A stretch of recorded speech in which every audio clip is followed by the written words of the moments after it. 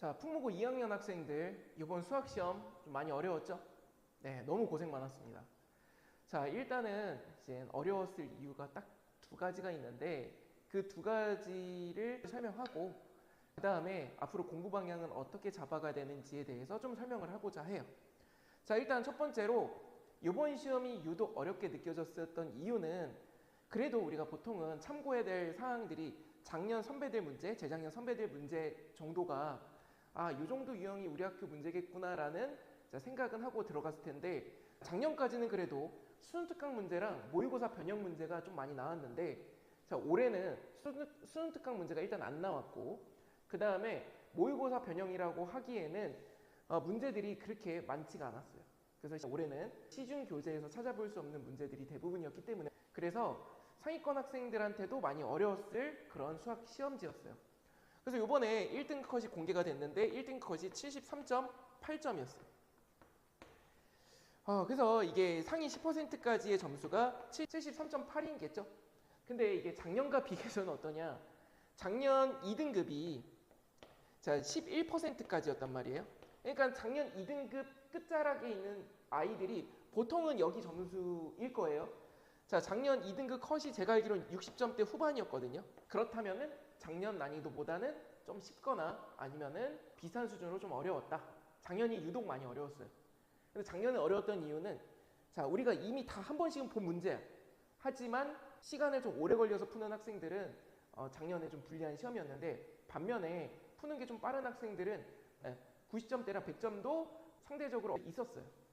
이번 학생들이 더 유독 어렵게 느껴졌던 거는 시중 교재에서 볼 수 없는 문제들이 많이 나왔기 때문에 또 1학년 개념들 그 다음에 도형, 닮음 뭐 이런 거 이용해야 되는데 자 그런 거 생각 안 하고 온 친구들이 좀 많이 유독 어렵게 느껴졌고 그 다음에 만약에 당황을 했다면은 좀 많이 망쳤을 가능성이 높을 것 같아요.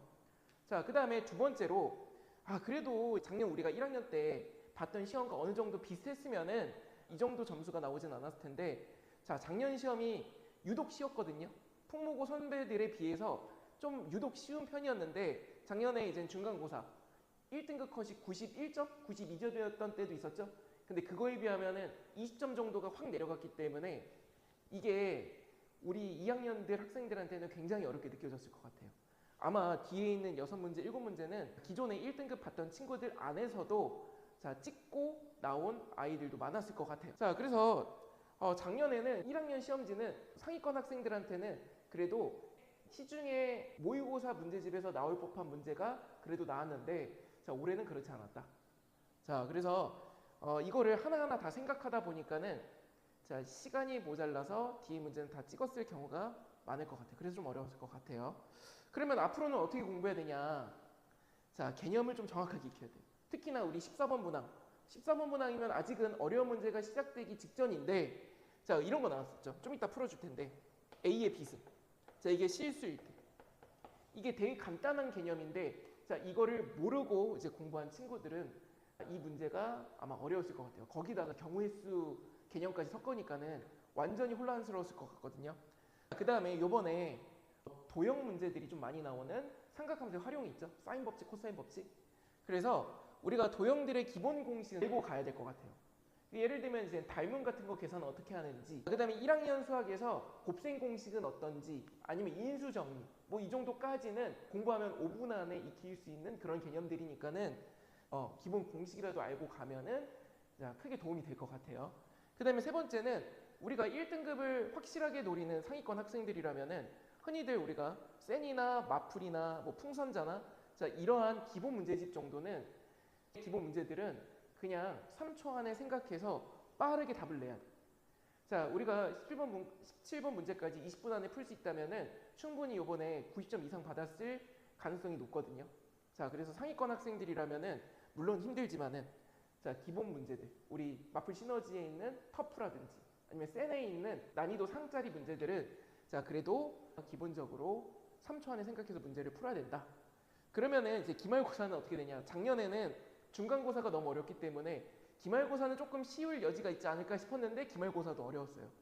그러니까는 이제 앞으로 풍무고는 그냥 시험이 쉽게 나올지 어렵게 나올지 이제 잘 모르겠지만은 그냥 어렵게 공부를 해야 될 것 같아요. 자, 그 다음에 우리 요번에 이제 수학을 포기하고자 하는 학생들이 좀 더 많아질 것 같은데 지금 입시 체계에서는 우리가 정시로 도망을 갈 수도 없고 그다음 어떻게 도망을 갈 수 있는 여지가 별로 없는 것 같아요.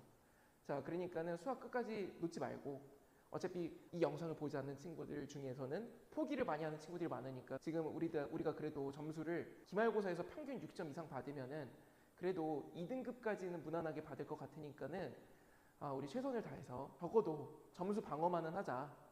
네, 그런 식으로 좀 공부를 했으면 좋겠어요.